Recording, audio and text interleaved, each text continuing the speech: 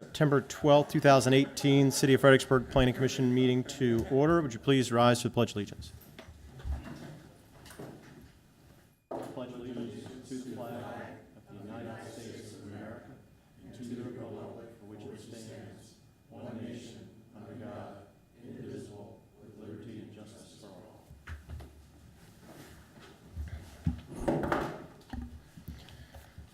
First order of business tonight is the approval of two meeting minutes, starting with our July 11th, 2018 regular meeting minutes. I believe that there is was handed out tonight the revised version with Mr. Pates's comments that is up for consideration. I did not attend this meeting, so I will not be reviewing those, participating in that. So, I don't know if anyone had any questions on Mr. Pate's changes.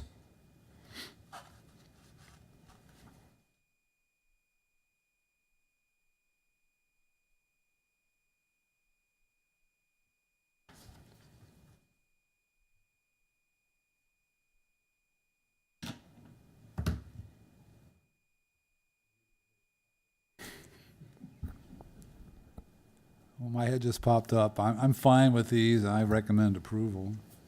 A second. All those in favor, please say aye. Aye. 4 ayes with 1 abstention. Second one is our August 8th, 2018 meeting minutes. Don't believe those were changed from what was distributed.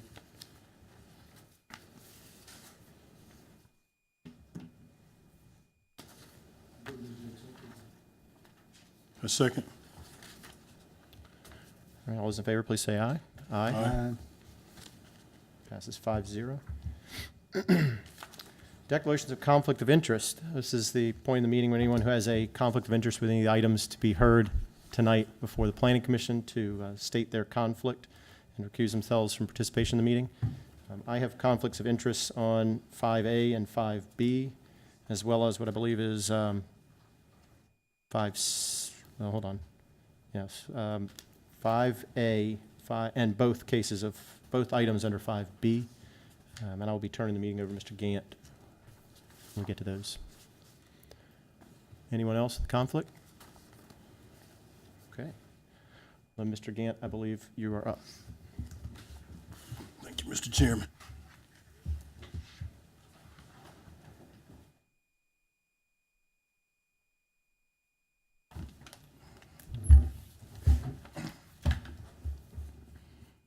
Okay, so the first item of new business is the comprehensive plan amendment.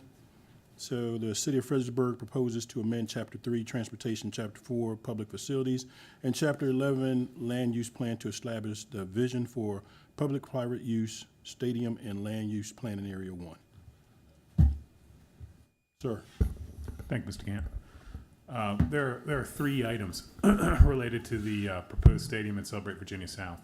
And the way we've kind of split them is that we'll hear the comprehensive plan amendment and present that separately. That is a little bit of a different animal than the next 2 items, which are both relevant to the special use permit process. So this presentation, the public hearing, and any comment would be, or we can do the comment however you guys want, since it doesn't look like there's many people here from the public, but this is strictly going to be about the comprehensive plan amendments that are proposed. I'm going to go through 2 parts to this presentation. First, we're going to go through the recommended amendments, and then secondly, we'll give the staff recommendation, which is to hold the public hearing open until September 26th. And I'll get into more of the detail as to why with the stadium proposal, or maybe at the end of this presentation. The stadium would be privately built and owned, with the city supporting the development of the stadium through a long-term financial commitment to the facility. The stadium's primary use would be as the home of a minor league baseball team. The city would also have use of the stadium for community activities, concerts, high school, college, and amateur athletics, major events, tours, meetings with economic development prospects, and other uses that are consistent with the minor league baseball operations. Code of Virginia 15.2.22.32 states that the comprehensive plan controls the general location, character, and extent of public features. The current comprehensive plan calls for a minor league baseball stadium in Celebrate Virginia South, but it does not acknowledge the significant public support and use of the facility that's now proposed. Also, the proposed stadium, we currently have a vision for the transportation network in and around Celebrate Virginia South, and the stadium proposal necessitates changes to that transportation network. So all of that is why we're proposing a comprehensive plan amendment for you all this evening. So to go through each proposed amendment, first we're looking at recommended changes to Chapter 4, Public Services, Public Facilities, and Preserved Open Space. We've got two modifications proposed. One is to add a new heading to the chapter describing the facility itself and the financial support and public use. We'll delineate that in a new little subheading, about a paragraph, and you can see it on the screen, called Public Use Stadium. Secondly, we'll include a policy initiative, almost a summation, but there are initiatives at the end of each chapter, and so we're going to add a specific initiative to page 59 of the comprehensive plan about a public use stadium. The second set of recommended changes is to Chapter 3, Transportation. We have 6 modifications proposed. The purpose of all 6 is to reconfigure the proposed road network in Celebrate Virginia South. And the two maps here kind of, they sum up the changes. If you look at the map on the left, that's existing conditions. Let me get my pointer here. Currently, the transportation network is envisioned to have a new interstate interchange here. And then this number 1 is the Rappahannock Parkway Toll Road bypass facility that was supposed to go into Spotsylvania County and take traffic off of Route 3. That plan is no longer part of the regional planning effort. FAMPO no longer includes that plan. It includes that facility as part of their plan, so it's being dropped out of our plan. The stadium is here, proposed here. The plan for Celebrate Virginia South still includes an interstate interchange, but instead of having a bypass, what the new vision is, or should be, is to have a system of collector roads, 15, 14, and 1, that absorb and distribute that traffic. So that's the 6 changes that we have in the transportation chapter. They all are different tweaks to different sections of the code, all leading to kind of this, as shown on the maps. The third recommended change is to the future land use map in Chapter 10. It does show the completion of the Celebrate Virginia Road Network. So if you look on the left, again, this is the existing map here, and this was the proposed completion of the road network. There is no right-of-way in place to complete that loop. What is proposed is on the right-hand side of your screen. Carl D. Silver Parkway is here. This is Carl D. Silver Parkway. This is Carl D. Silver Parkway. It currently ends about right here. This is the about where the Expo Center is. So the new vision is to realign this roadway, and it'll do 2 things. Realignment does 2 things, accomplishes 2 things. First, it makes room for the stadium. That's primary. Second, though, through studying this connection and trying to figure out whether it was a good thing from a public standpoint, we've added this symbol here for an interstate interchange, and we're trying not to be too specific about what the facilities look like on the map. We need to engineer that and find that out, and don't want to just arbitrarily put lines on this map across these properties. But what we do know is that the Federal Highway Administration has certain standards for intersections, the distance between an intersection off of interstate, the end of interstate interchange ramps. Alignment 2 on your right here is a better alignment to fully tie everything together when you factor in the length the ramps will need to be to get off and get on, and then to have a functional intersection that you don't just fly over. So I thought that was a benefit to realignment. The fourth recommended change, this is really the crux of the issue, probably number 4, the change to Chapter 4, establishing the public support and public use, but then also the establishment of 1H. We still have sub-planning areas. This is a feature of the comprehensive plan that applies in land use areas where we haven't done a small area plan. The small area plans and the transects replace these kind of red-lined sub-planning areas, but we still have them in Area 1 for now. So what we propose to do here is to redline this area here, call it 1H, and really establish the vision for it. Just make it pretty clear what we want to do. You can see the vision that would be under the descriptor in the plan on the screen now. There will be a public and private use stadium, supplemental ball fields for tournaments and training that relates to the Diamond Nation use that's out there that's currently in there now. We don't propose changing that. Regional commercial uses, as well as the cohesive and interconnected network of collector roads joining Carl D. Silver, Gordon W. Shelton, and the new interstate interchange, that transportation piece being a big component of what we propose to do. Excuse my cough. Our recommendation, this is part of the larger project, though we do view it as a separate item. We thought the purpose of tonight's meeting being that we have to have a second public hearing for the next two items on the 26th. The purpose for tonight would be to give this general information, hear from the public, but I don't think I see anybody here, and discuss any preliminary issues or comments you guys have. Get any questions out on the table. If we don't know the answer, we'll make sure we try to answer that for the 26th. We do recommend that you hold the public hearing open and defer the action on these items until September 26th. So I can take questions now on this, or however you want to do it. That property under 1H, it's under single ownership now?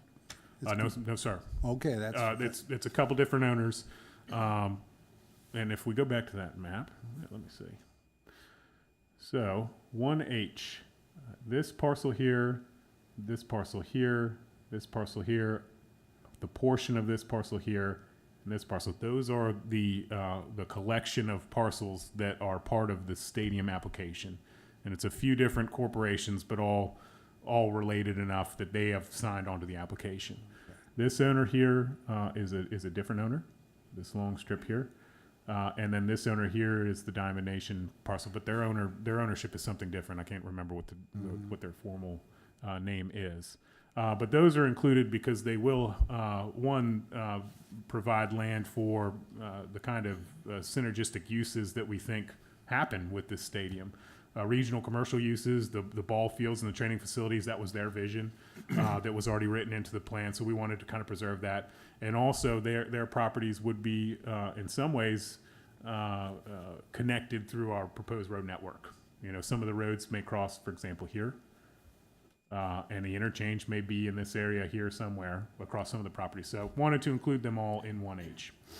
so if an owner of one of these properties didn't want to do something that kind of conformed to this zoning, they would have to go through a rezoning themselves, right? Or Well, a special use, whatever it would be. I mean, because this is for baseball. I mean, it's for a stadium. Yes, okay. sir. Okay. yeah, if we are not proposed, there is no proposal to put a special use permit on any other, all the special use permit covers are properties and owned by people who signed on the application. These other properties are not part of the application. Okay. But they are included in that 1H because there's a reason to plan them cohesively. So. Thank you.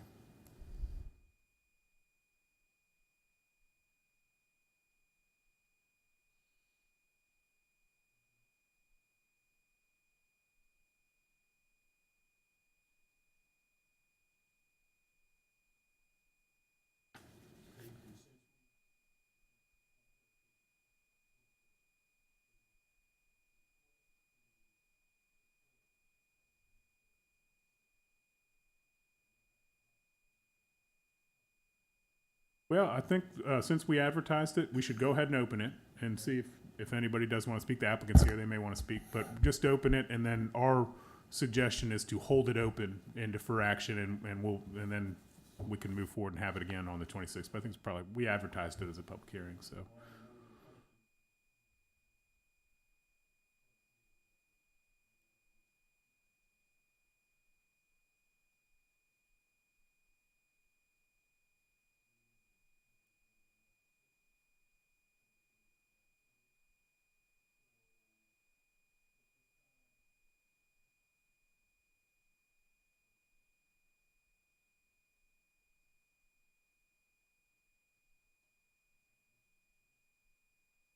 Do we need to make a motion?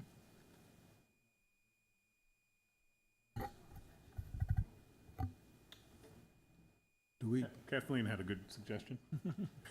Kathleen Dooley, city attorney. Mr. Chair, I'd recommend that if there's no objection, that the planning commission could hold this public hearing open until September 26th. Right. No, sir, if there's no objection, then the public hearing will remain open until the 26th. Sounds good to me.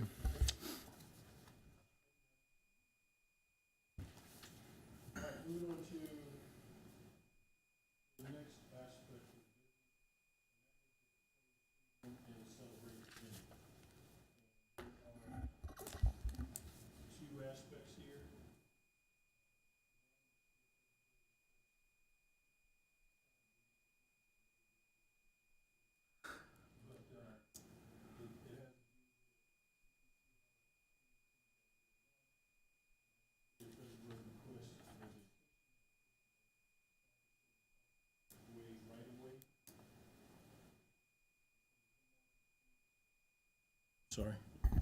Sorry, between Haymarket Street and the northern entrance of the Expo Center and the northern property line of GPIN 7860-607626, which requires a comprehensive plan compliance review by the Planning Commission to determine if the approximate location, character, and extent of the vacation is substantially in accord with the 2015 comprehensive plan. This request is to be considered in conjunction with the next item, which is the sub 2018-03 Potomac Baseball LLC request a special use permit in order to build a stadium and celebrate Virginia South in the Planned Development Commercial Zoning District, PD-C. All right. Mr. Craig. Thank you, Mr. Camp. So yeah, these are the subsequent two items. If I go back to the computer, I can show you the introduction. We've got 5 parts to the presentation. Oops, let me get you there. Existing conditions, proposed use. We'll identify potential impacts and their mitigation, address the proposal's compliance with the comprehensive plan of the UDO, and we'll give the staff recommendation. So on September 4th, we sent out technical review comments to the applicant after we did our 30-day technical review. They responded on September 4th, and to accommodate some of the comments, mostly about the road, they shifted the properties that are in this proposal onto 2.16 acres of land, or that amount of land changed. Some was dropped out and some was added in. Here, I've got a graphic of that here. This orange land here, this was added and this was removed. Great. They did that in order to meet our technical comments. That's excellent. But that does require a subsequent re-advertisement because it's a change in the property, and we want to keep this moving forward the correct way. So that is why we've re-advertised the public hearings for September 26th.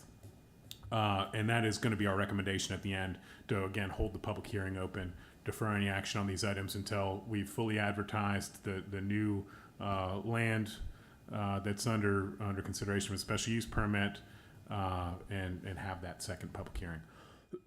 Just some background on the stadium. Oh my gosh, I'm sorry, Rob.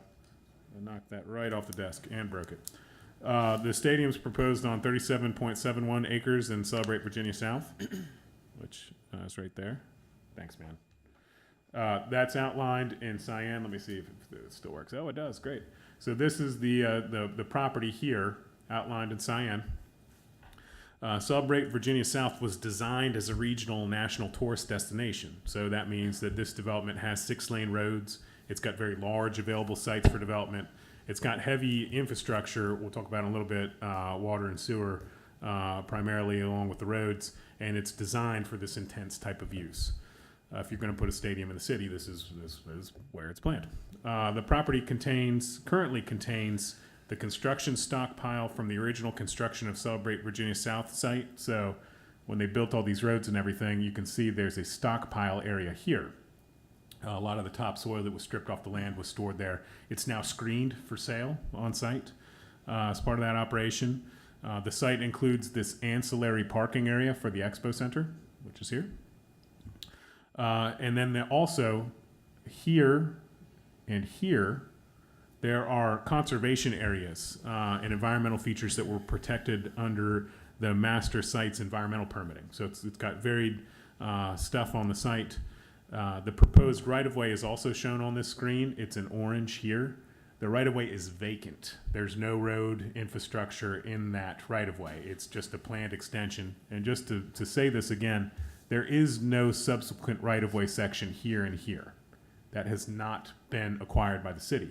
So shifting this roadway would not bring it out of alignment with some kind of right-of-way that currently exists. There is no right-of-way across the Diamond Nation parcel now. The proposed stadium will seat approximately 5,000 people. It'll contain 87,200 square feet of building area, covered party decks, concourses, that kind of thing. The applicant has submitted a general development plan with their project, and that's page 4 of which you see on the screen now. It contains a couple of elements that I've highlighted for you, and I'll go through them now. This yellow in the middle is the general stadium location. This blue is the existing right-of-way, and you can see the existing right-of-way comes up through here. But then the green is the proposed realignment. This is currently 100 feet wide, what exists now. The proposed realignment is 80 feet wide. We wanted to check and make sure that we could still fit an adequate roadway in there. The applicant has provided this detail here at the top to show what they can fit in the roadway. Part of something that we need to work out with the applicant is that there are 2 or 3 minor technical details about that, about utility strip widths and other things that we need to have one last back and forth on. So we will be updating that hopefully before the 26th meeting. And then also the construction sequence note was unclear about the road, which is on this page as well. And that's something else that we need to have another conversation with the applicant and have an update on the documents about. Like the Hilton rezoning, well, let me tell you some more things that are on here. So we talked about the right-of-way and the roadway. Here, this pink dot here is a sign location that they have shown there along the interstate. We did ask them about what their plan was for this area here. So this area here outside of that, this is a protected environmental feature, but this area here is generally wooded now. We did ask, hey, what is the plan for this area? And they said they have a note here that they are going to limit clearing of this area just to provide visibility for the sign and access to the sign. So the green area is generally what would be remaining. What would be kind of a tree preservation area. This area here is also this kind of weird triangular piece. It's a culturally protected area. So again, there's nothing that could be done in there. This is an environmentally protected area. But this area here, they are stating on their GDP that they're not going to clear cut. And I think I got all the colors here. Nope, this is this pink area here is a general parking area. There's also been thought about using shared parking. Celebrate Virginia has a lot of asphalt out there already. Anything that can happen to minimize new asphalt's great from the city perspective. Less is more in terms of asphalt with our in terms of our comp plan and our UDO. That's kind of why we have those tools available. So it is listed as a general parking area. If they need to use it, that's where it would be, or a portion of it. And then there's other opportunities maybe that they could do some shared parking. It's not shown on the GDP. Now the master planning. So again, this is fairly general for a GDP, and in order to move, in order to address the issues that we usually have addressed on a GDP, the applicant has proposed an intermediate master plan phase, like with Hilton. It would contain an infrastructure component and a land use component. Infrastructure component will be a scoped traffic impact analysis. So we will go through the traffic impact analysis.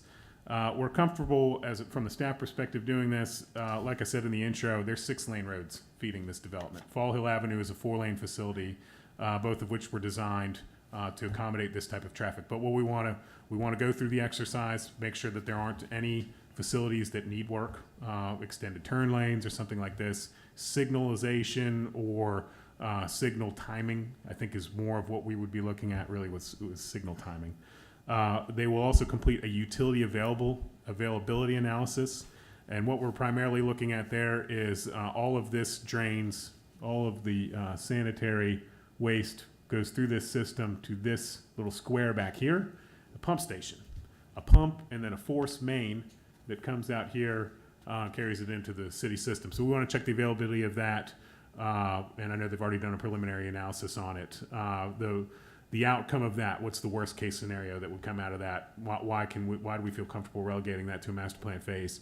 They, in the worst case, the discussion would be changing the size of the pump impellers, not building a new facility, not changing out, not building a second facility. Nope, just taking the pump that exists, pulling it off its rails, putting a new pump in. That's the extent of that. So if that is the case, they've committed through this master plan to replace the pump if need be. That's how that would work. They'll also do a general stormwater treatment concept plan. So that's all the infrastructure. That's kind of the overall site development. Secondly, we would look at a land use component.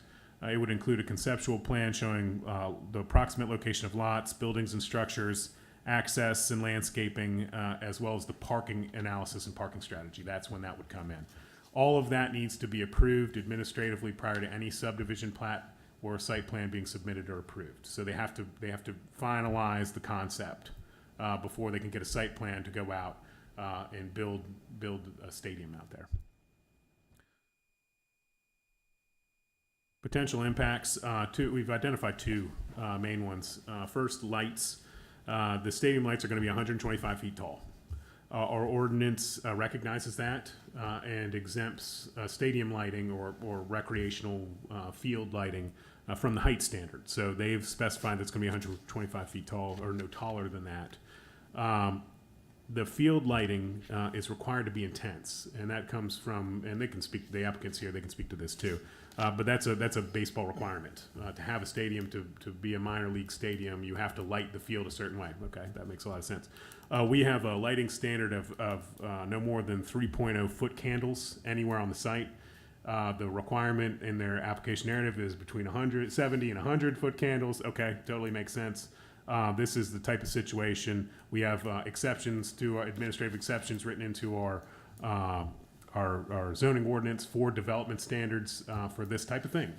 So that certainly makes sense. They've also written on there that at entrances to the stadium, they may need light that exceeds 3.0 foot candles for safety reasons. Would totally understand that. But what they haven't asked for an exemption on is at the property line. The light level is required to be limited, especially this property line here, which is adjacent to the 577 multifamily units that are currently under construction. So they haven't asked for an exception for that, and they will meet the standard at that property line. Much of the public comment, we sent you guys all the public comment that we've received. It all came from the Del Webb development in Stafford County. Most of the concerns that were expressed were about noise. The applicant, after we sent that to them as part of the technical review as well, and the applicant did respond. I've got a list of I think the three general noise attenuation features that they listed in their response, and again, the applicants here, they can touch on the details that I've missed. But stadium orientation is the biggest one. The open portion of the stadium, you can see how it's aligned. Here's center field, and this line is the open portion of the stadium, so noise is directed away from Del Webb for your references here. We also have residential neighborhoods here. These are the Central Park townhomes. This is River View Walk, River Place, single family home development. Here's the existing Central Park apartments, Celebrate Virginia apartments, and then again we're having this multifamily development built here. So orientation is key. The field will be sunk 15 feet below grade to help contain noise. And then they did list in their narrative that they do have a design parameter for noise limits on their speaker systems. So those are all the features that they responded to about the noise impact. Comprehensive plan and UDO compliance. We are proposing comprehensive plan amendments to proceed the application. So we would suggest if you recommend approval of those comprehensive plan amendments, that we then do the evaluation based on what's approved. That's kind of why we wanted to split them up, split these items up, and then run the comprehensive plan amendments first. There is one element that's proposed to remain the same. We're not proposing to change the land use designation. It's planned development commercial now. It will remain planned development commercial, and that does encourage a wide range of commercial, retail, and service uses oriented to a regional market. This is a use that is oriented to a regional market, so that certainly is in compliance. In terms of compliance with the Unified Development Ordinance, I think the planned development commercial purpose statement Also discusses the regional element of the planned development commercial zoning district, so this aligns with that. There are 4 performance criteria in the use standards section related to stadiums, and I'll just go through them. Stadiums shall be located at least 1,000 feet away from single-family residential zoning districts. And if we measured the extent of the stadium across 95, there's a section of R2 zoning over there, and I can show that to you. Let me see if I got a better map. Well, this shows the parcels anyway. So the distance from this protected area here, which would be the limit of the stadium, here to this point here, 1,300 feet. So it meets that criteria. The site has to be no less than 5 acres. It is 37.71 acres. A stadium shall be located on a site or parcel that has at least 200 feet of frontage on a collector street. Carl D. Silver Parkway is currently, let me show you this on the map. Oops. Well, I've got it on the other map. I can show you the comp plan stuff. This is a collector street, designated collector street, so the extension of that gives it 200 feet of frontage, so it meets that standard. And then stadiums shall locate access points to minimize traffic to and through local streets and residential neighborhoods. So we do have a residential use here, and here is their access point. There's no cross connections proposed, so traffic for the stadium would come in through here, access the parking area, and we're not going to require them to do some kind of parking lot cross access or anything like that. As discussed previously, the proposal requires a second public hearing on the 26th. So we just wanted to present this information to you all, hear from the public, discuss any issues or comments that you had, put them out on the table for a response on the 26th. Our recommendation is to hold the public hearing open and defer action on these items until then, and I'm happy to take any questions. Questions with staff? Yeah, I had a Mr. question on the road, Mike. Yes, sir. They're going to vacate a right-of-way, as I understand it, and then build a road over to the stadium. But that won't connect to the Gordon Shelton Parkway. Is that correct, or am I incorrect? Nope, you're correct. So the other road had a potential to do that, though, right? Well, I think that both alignments have the same potential, and this is something that we've been looking at. And I'm trying to find the best way to do this. Okay, so, and stop me when I've answered your question, because I could talk about this for a long time. Here is the existing right-of-way. There is currently no right-of-way over this area here. What this area does have is a lot of environmental features. That's one. What it also has is proximity to the interstate that we're not confident in can be tied into with interstate ramps. It's so close that you're starting to think about going over top of them, separating them from the interstate interchange. The realignment, let me just go there. Let me see if I've got a good one here. Okay, this is good. This shows you Gordon Shelton here. Where's my mouse? Gordon Shelton Boulevard is here. Right. The realignment would need to cross this property and this property. This is an environmental feature, so there is also the need to cross an environmental feature, but it's one. And you see how this starts to branch here, Tom? There's a lot of features here. So it's similar, but maybe a better crossing here. I won't. That's about as much of a value judgment as I'll give that. But it's an equal tie. There's still property ownership that would need to be overcome. Well, my basic question is for safety. If something happened at the stadium, it'd be nice to have 2 ways to get major equipment in and out, or people in and out, or whatever. Yes, sir. But there's no future plan to do that. There is no capital improvement plan to do that. What we need to figure out with the construction sequence, that's why we put that in your report, is exactly how the road is constructed and phased. We need to get clarity on that. That's one issue that we want to bring more information back to you all on the 26th. But the city's not going to build a road there. Now, in terms of safety, is it safe? If there's an incident at the stadium, can people get in and out? There's a 6-lane road feeding it.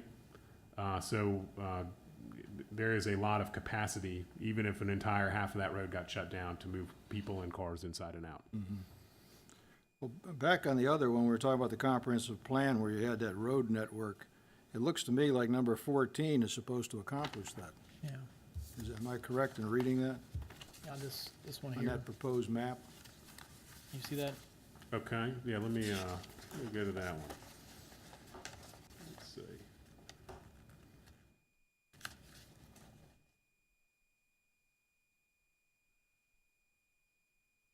Okay, if we go back to the computer, you guys are asking about.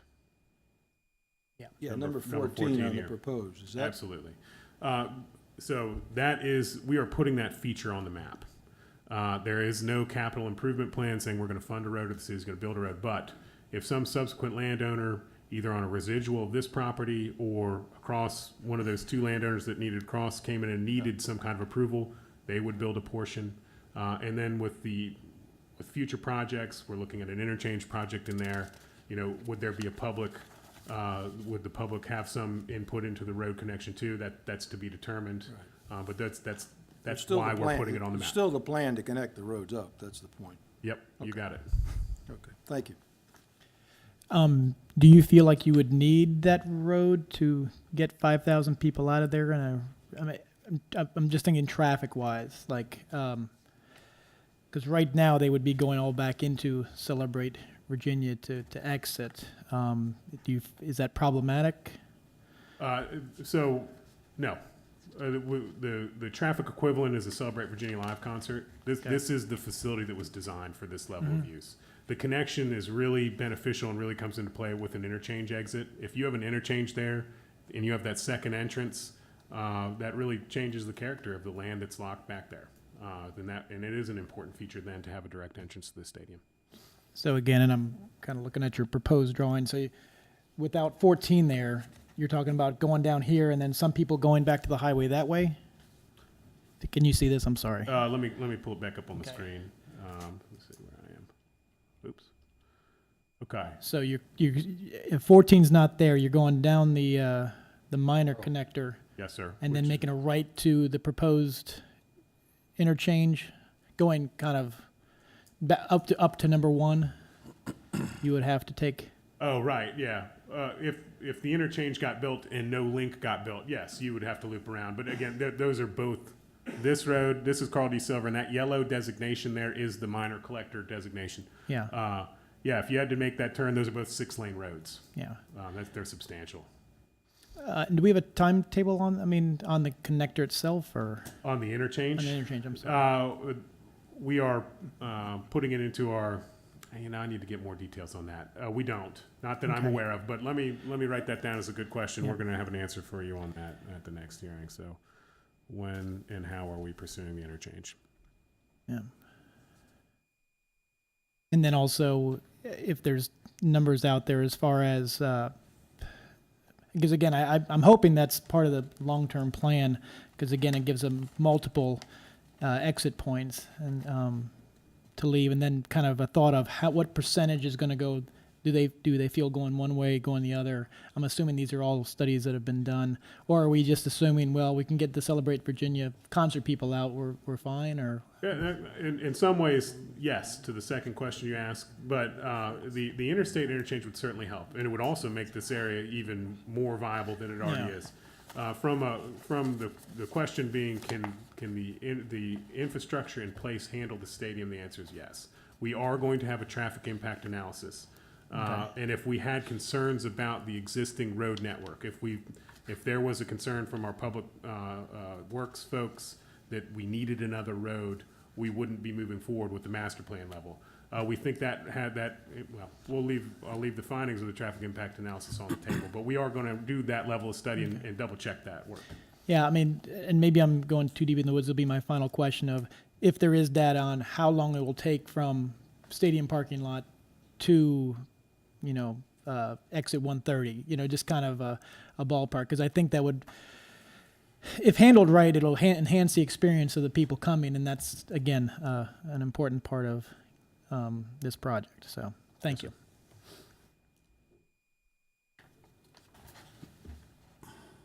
So just a couple more questions. So can I just ask, the reduction from 100 foot to 80 foot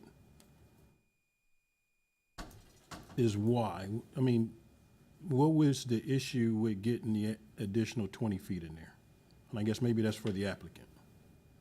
Yes, sir. I can let them answer it, but it's Okay. to fit the stadium. But, and I guess to follow that up though, when you do the traffic study, so there are some games that are in the afternoon.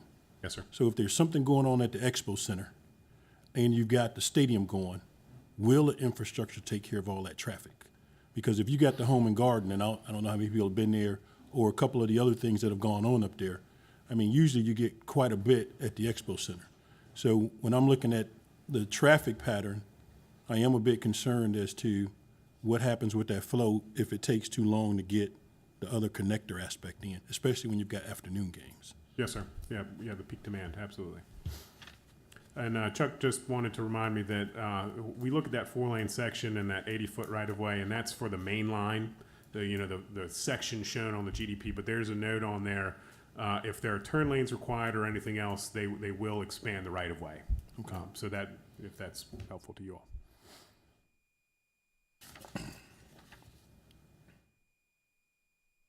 And you mentioned about parking, but I guess that's going to be kind of taken care of later, because I would imagine when you say that there are other ways to do some of the parking, you're talking about the Expo Center and walking up to the Absolutely. stadium. Yep, there's a big old parking lot there. They're Yep. overparked too, and I've got the data on that if you guys want to go into the details on that. They've So if that were an option, does that mean that you have to make the parking lot there by the stadium as large?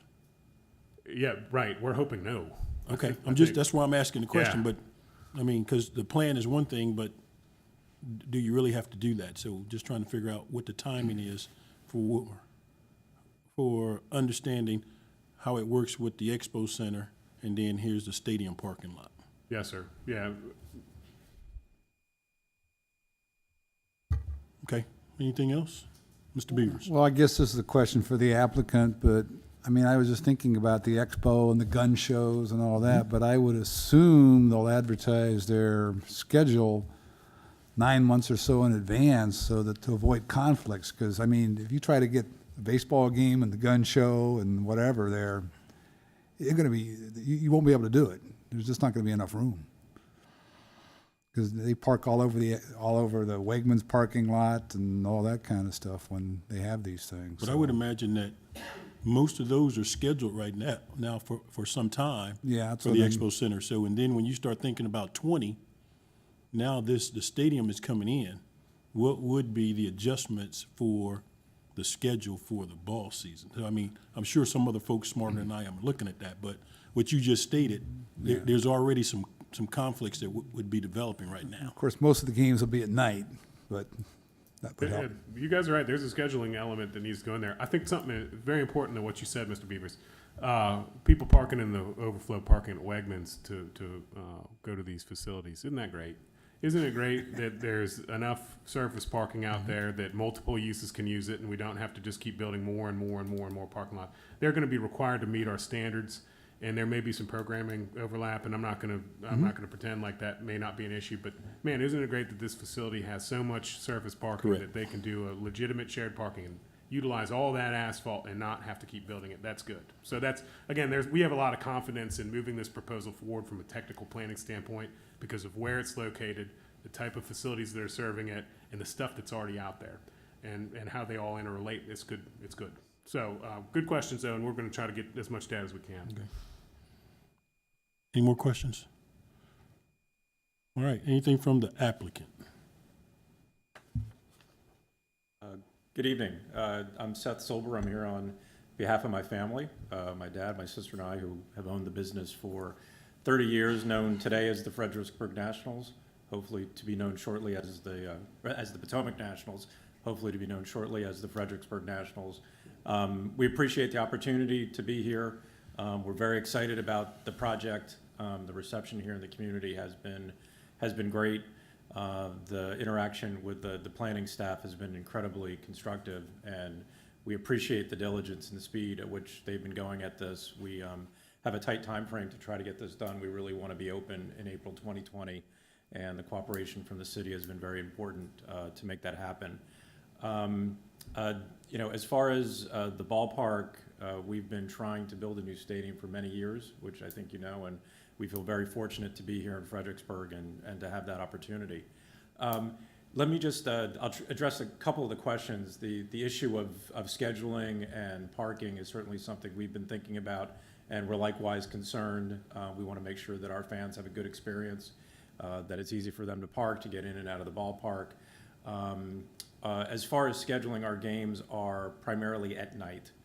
The only days we presently do a day game is on Sunday, which is generally a 1 or 1:30 game. And I think we would be able to figure out the scheduling and overlapping uses with the expo. Our schedule for the 2019 season was just recently set a few weeks ago, so we have a schedule far in advance. We're actually pushing our league to move that out much further far. There's no reason why we can't have a schedule a full year in advance. So I think we'll be able to facilitate those things. If we would find that there would be conflicting parking and it isn't working well as far as that, we have had games certain seasons Sunday evenings rather than Sunday. And there's pros and cons to the business aspect of that, but obviously if we saw that there was a conflict with the expo and it made more sense to move it to the evening, we could consider that. So happy to field any other questions that you all have.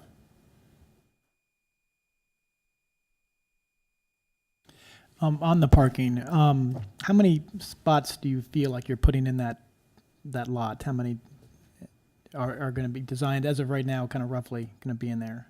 You know, I believe currently with the concept that we have, we would be having about 500 spaces built as part of the stadium facility. And then there's also some service parking to the left and then likely to be shared parking with the expo. You know, we think that would provide us more than sufficient parking. How much, what's the ratio you usually like to do in a stadium? You know, it's somewhere between 3-to-1 to 4-to-1. Okay. You know, there's very few individuals that come to the game by themselves. We're obviously a family, oriented business. The number of people usually in a car are 3 to 4, from our experience. So, having availability of 1,250 to 1,500 spaces within proximity to the ballpark, should be more than sufficient. Okay, thanks. Thank you, sir. Okay. Oh, yes, sir. If I could just say one more thing. We do require 1 space per 4 seats, so that is and they will have to meet that requirement. And does that count the overflow like into Wegmans or? They would have to come up with a formal shared parking agreement in order to take advantage of that, and we would look at, timing and scheduling and stuff. Okay. So that will all go into the master plan. Okay, knowing that this also is a public hearing, and I know we have to talk about the 26th because that's when everything rolls up. Anyone from the public seeing or hearing anyone? Public hearing is closed. So, You all will hold the public hearing open until the 26th. till the 26th. Thank you for that clarification. So the public hearing will continue until the 26th.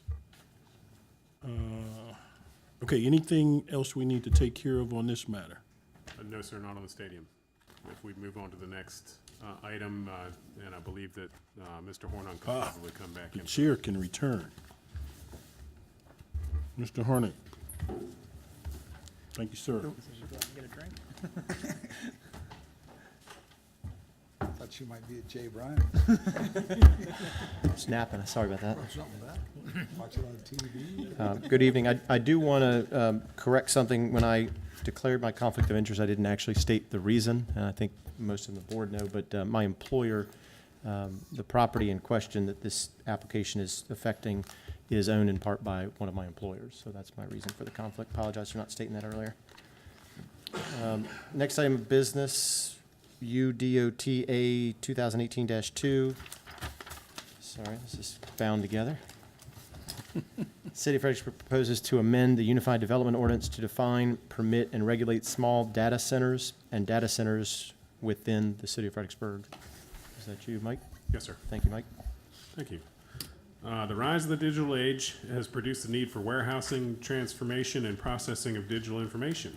This need is met by dedicating buildings or portions of buildings to computers, servers, telecommunications, and related equipment. The size of the operation and the corresponding impact varies. Some are small and can function in an office suite, and we would never know it was there without any external impacts. And then there's another type of use, where they're housed in independent buildings as large as a shopping center. And those warrant regulations to properly manage the building's mass scale, and especially the potential impact on the city's water supply. So what is before you all tonight is a text amendment, a proposed text amendment to define data centers. We've got two levels. Anything lower than 10,000 square feet would be considered a small data center.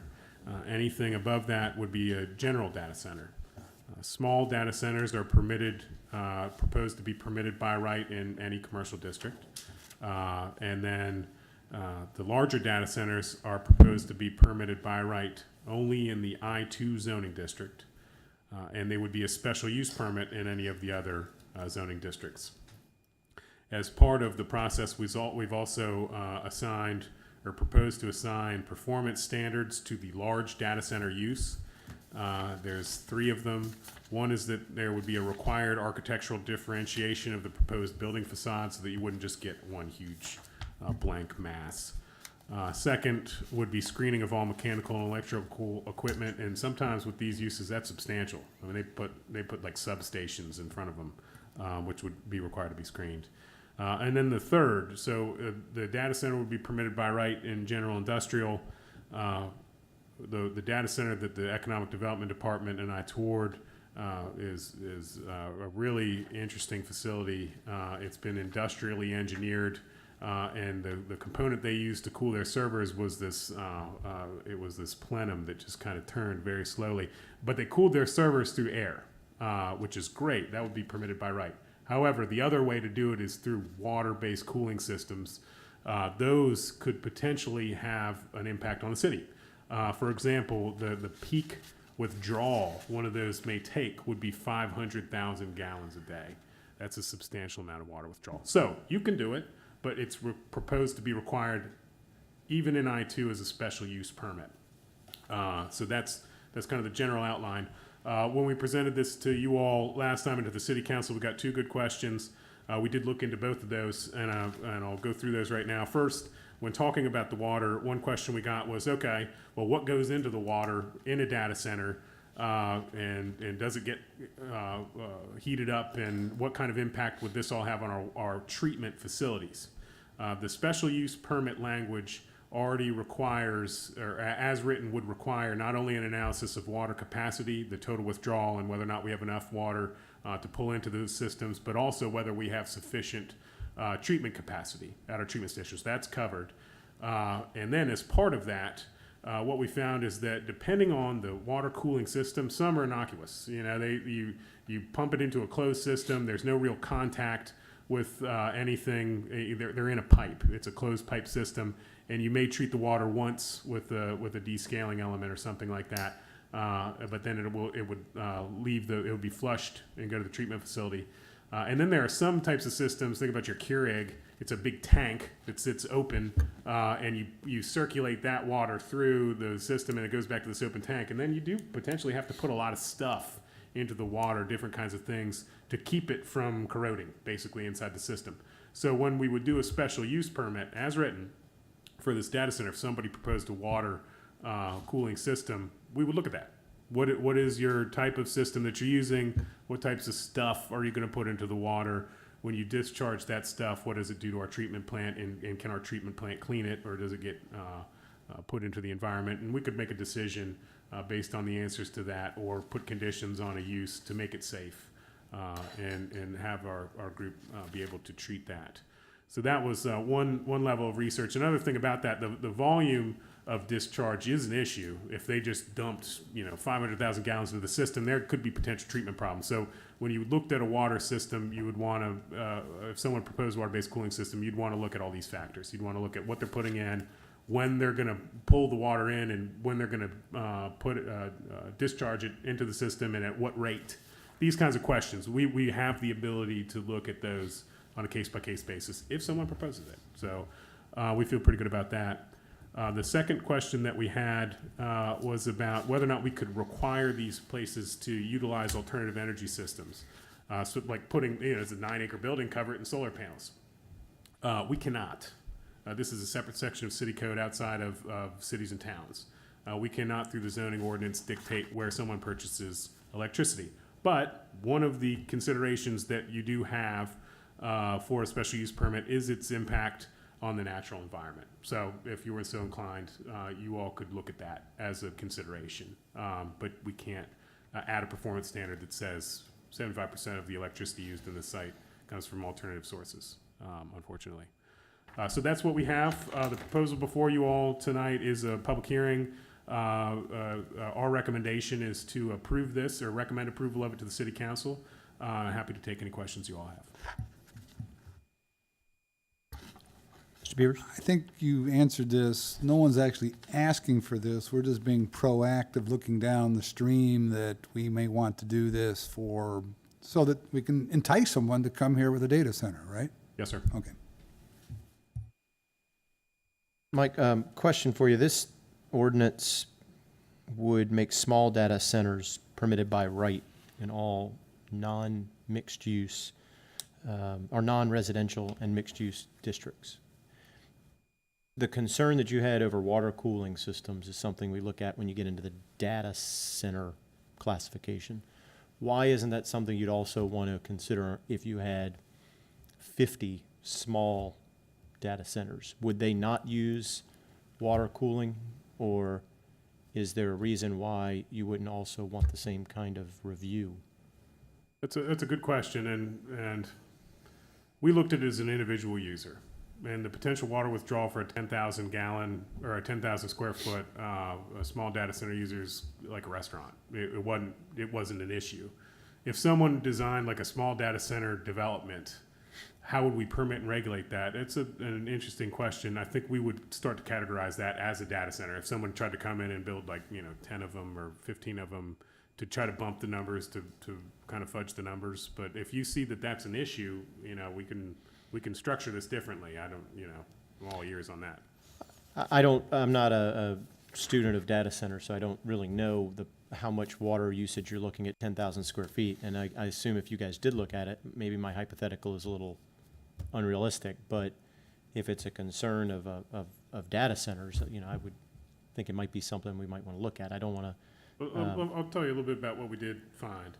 The smaller data center is something that's in like an office building. Like there's one in Central Park potentially, in an office suite, and it's just not an impact. Is it even using water cooling in that kind of environment? I don't think so. I think these are massive systems. What we're concerned about the total withdrawal. I mean, they're big systems, and it's not until you get into really the high range. It's not like you get a 12,000 square foot data center, and all of a sudden their withdrawal is going to be problematic for the city. It's when you get 100,000, 150,000, which is the more typical data center size. But we felt good about this limit because we felt like we wouldn't arbitrarily exclude an office user from having some kind of data center type use, and no one would read it black and white and exclude a good use.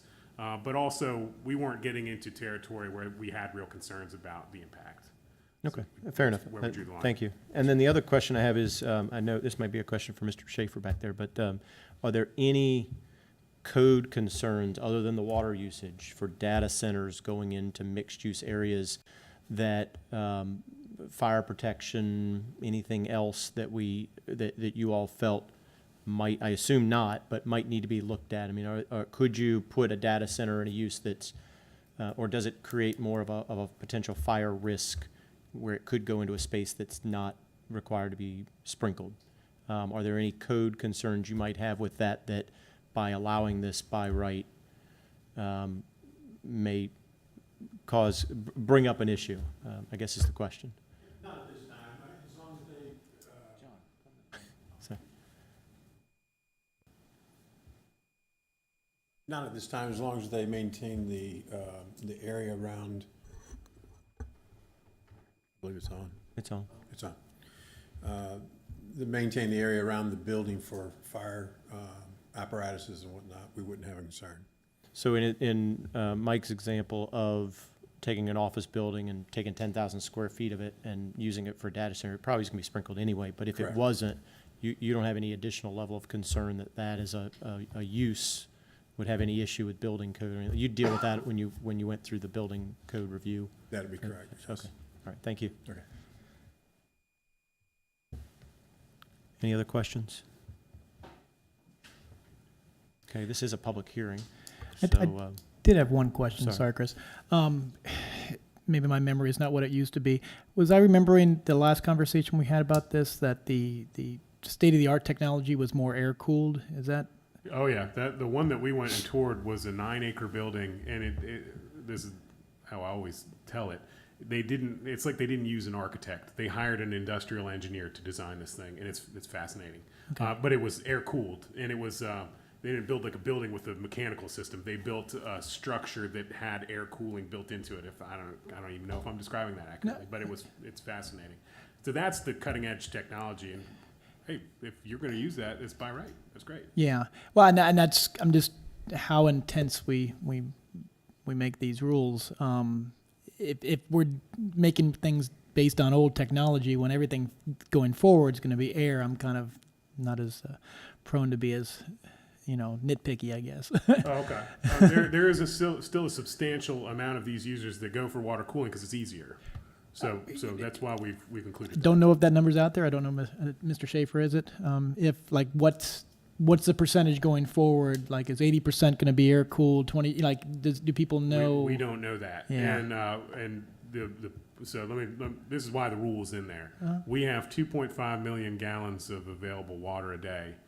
500,000 gallon withdrawal is a fifth of that. Yeah. One center, and it'd be big. I mean, it would be a very big center, but they're out there. Yeah. So we felt we needed to have the rule, but also we felt if you're going to do air cooled and you go in the industrial park, and we've got these couple of performance standards, then great, let it go and be a by right thing. So Okay. Thank you.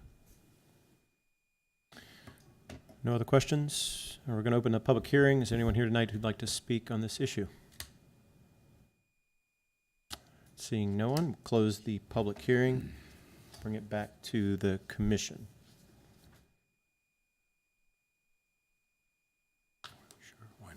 I'd like to make a recommendation that we approve the amendment and pass it to the city council as written on the draft resolution. Thank you, Mr. O'Toole. I'll second that. It's UDO, whatever it is, 2018-02, right? Is that the one? That's the one. Any further comment? Okay, I guess our voting machine is working here. I was not here or there. All right. For those of you, please cast your vote. Can reach it. Motion passes 5-0. Thank you, Mike. All right, next item for business is general public comment. If there's anyone here tonight from the public who would like to provide comment to the Planning Commission, please come up now. Seeing no one, move on to other business. Housing Action Plan. Is that you, Chuck? Mr. Chairman, we're somewhat in limbo on that. We're waiting the release of the RFP to hire the consultant to prepare the plan in the purchasing office. They're working on it. We hope to get it out by the end of this month. Okay. All right, next item, chairmanship of the September 26th meeting. Mr. Chairman, could I just address it under the planning director comments? Absolutely. Planning Commissioner comments? Planning Director comments? Okay, we have a whole series of meetings that have occurred and will be occurring, and so let me just go in somewhat chronological order.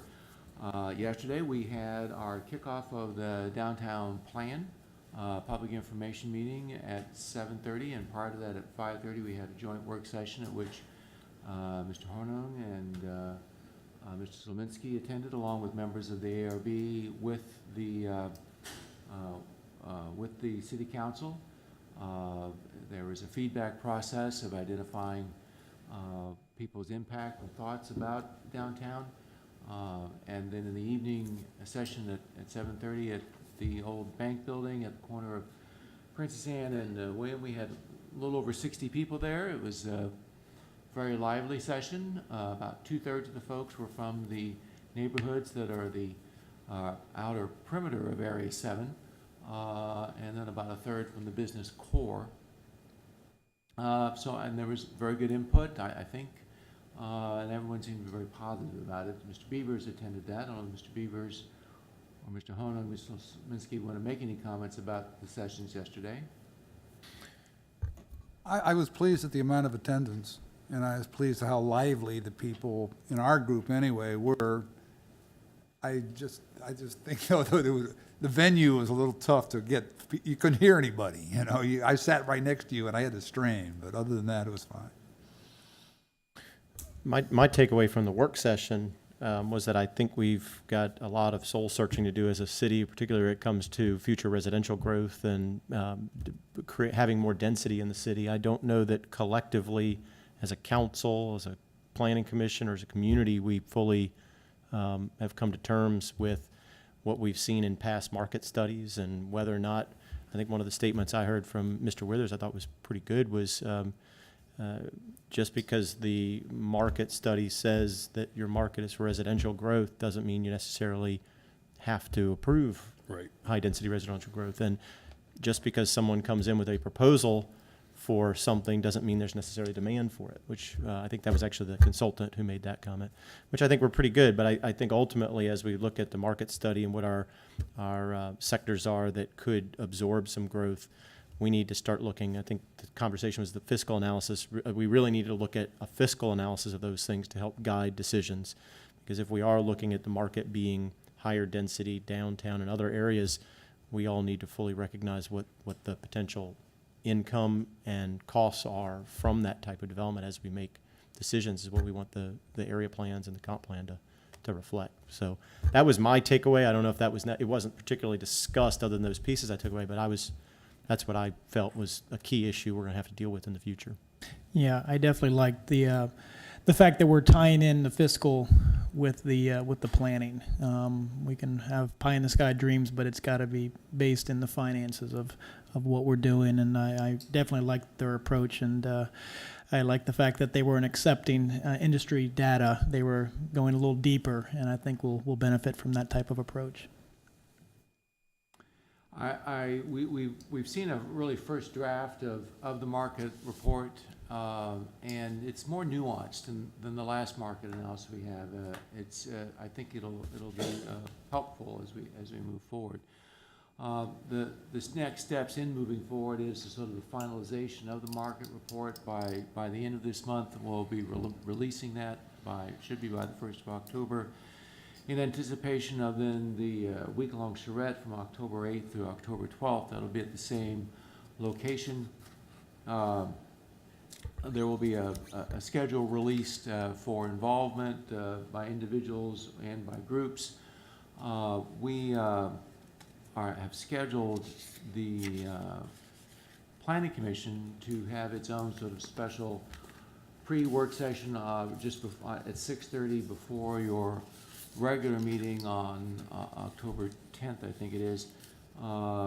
So that's we are having a meeting on the 25th, but on October 10th, there will be a work session. Make sure you underline that in your calendar at 6:30 at the Old Bank Building to talk about a little bit about the market analysis, which you'll have seen, as well as comments about the charrette.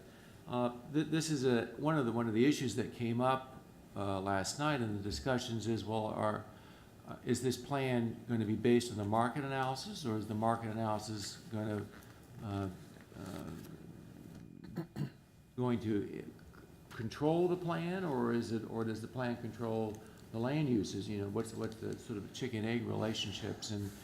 And the response is we have to develop a vision, but it also has to be grounded on a market analysis. And there are visions for public facilities, streets, elements that are not strictly directly related to land use that I think are an important thing to think about for our downtown. But then there is the land use component of it to understand what is the depth and breadth of the market. Right now, the commercial downtown zoning district is a little over 200 acres in size, but the actual core that I think most of us would identify as sort of the core, Amelia to Lafayette, out William Street to Washington, that core is only about 100 acres. So we have an area that perhaps does not really, in my opinion, belong perhaps in the commercial downtown, maybe some form of commercial zoning, but not in that specific designation. And then there is a whole series of transitional areas, or a variety of transitional areas that we may need to address around the railroad or train station. What is the appropriate level of development there, given that it's a major transportation facility, but that there are sensitive neighborhoods nearby. And so there's a whole nuanced range. We had worked on a maker district up in Area 6, and there's a real significant opportunity for expanding that maker district further down Princess Anne on the north side, and then a separate maker district on the south side along in the Lafayette quarter. So there's a lot of interesting components to this as we move forward. So that's some of the topics we'll be addressing in the charrette. I know in my area there was a lot of discussion, the subgroup that I was talking about the one-way pairs and how they didn't like that. Those folks were interested in something that would calm traffic more. There's I think a real commitment to historic resources. We saw that in some of the analysis that was done. There was charts on the wall, and you had to put blue dots up of how much you valued certain aspects of downtown, and historic resources where I think were strongly valued. So there's a whole series of components that will be moving forward with this. Moving on quickly. Before you I'm move sorry. on, Chuck, just real quick, Sorry. I do appreciate participation that, Mr. Beavers for being there. I really hope when you're talking about the week of October 8th, we do have a work session, but I would love for each one of the planning commission members to participate throughout that week if you can. I know it's tough with everything people have got, but getting out to those meetings is important. And I really want, when we're all done, to feel like I think there's plenty of opportunity for us to be participating, and I don't want us to have a situation I think came across the last time. I didn't participate, but after the fact, I kind of felt like there were folks who said, I don't think I was involved as much, and I really hope we can take advantage of that, so. There is part of the charrette process that first Monday evening at 7 o'clock at that location. There's going to be sort of a general public meeting to sort of kick off the process, and then on Friday, there is going to be a sort of a closing session to sort of say, well, this is where we sort of stand after a week of talking. Then there will be follow-up meetings and sessions. This is not the end of the process, but part of the charrette process will be determining what is the process going forward, what additional questions are we going to have. But the goal is to try to wrap this up by the 1st of 2019. So. We did include the public charrette flyer at your seats, and it lists the drop-in hours. And that, Chris, you guys can just come in at those hours. And also you all, like Chuck said, there's other meetings and stuff specifically for you all and for the public. But those are the drop-in hours. Just come in. Just to back up slightly chronologically, on September 25th, right before your meeting on the 26th, there is a council, at the 5:30 council work session, we're going to be talking about a series of text amendments to the UDO, primarily related to the whole form-based code activities with Area 3, but some other amendments regarding highway commercial. And council members have asked the Planning Commission to feel free to participate, to join that meeting, to participate in the discussion or ask any questions. So you are invited to the council work session at 5:30 on the 25th. We do have our regular, we do have a second regular meeting in September, which we normally do not, but we are this month on the 26th. Initially, it was set to deal with the Area 6 comp plan amendments, but because of what we were discussed earlier this evening, it will also be the point at which we discuss taking action on the comp plan and the special use items relative to the stadium. There is an unusual circumstance. Obviously, the chairman, as he did this evening, will have a conflict during those stadium items, and unfortunately, the vice chairman will not be present. And I did inquire with the city attorney what is the appropriate means of meeting operations, and her response, which I forwarded you all an email earlier today, according to Robert's rules, as the chair steps down when he has a conflict, he designates a temporary chair. So beware. There will be a selection that will occur. And that's absolute. decision on my part, Yeah, correct? absolutely. So That's it. You And have, I'm gonna take a look. I mean, I'm due back on the 27th, but if I can come back on the 26th, because this is kind of important, okay, then I'll do what I can to be back. okay. Oh, that'd be good. That'd be good. That'd be good. That's the meeting on the 10th. I will tell you that at this point in time, what we might have on the 10th, no, I don't think we're gonna have them advertised by then. I'm not certain that we will have a evening meeting on the 10th. I think we may have this, we just may go ahead and have the second October meeting on the 24th as the public hearing on the text amendments regarding the UDO. So at this point, I'm not certain that we will have the regular meeting on the 10th. Sir? But there's a work session. But we'll have the work session at 6:30, but I'm not certain that we will have to have the regular meeting on the 10th at 7:30. Well, does that cause a burden for anybody? I mean, being here at 6:30 when we're not doing a 7:30? I'm like Mr. Gant, Mr. Pates, or any of that. Okay, that's fine. I'll just make the adjustment. Okay. So at this point, something might pop up, but We don't have anything advertised. It'd really be whether we did those text amendments. We can still advertise those for them, but based on what happened last night, the amount of participation and everything, it may be smart to have those at a second meeting. I think so. Because it was a very intense meeting last night, very good. That we may not have a lot left to discuss form-based code. Right, right. There have been a series of land use topics and developments that we've been approached, but nothing sort of has blossomed forth to sort of bring it before you guys. So there are things out there churning, but they haven't matured to a point where they're ready to go through the process. I think that's all the comments I had. Any other questions? Any other business before the planning commission tonight? Okay, hearing none, we are adjourned.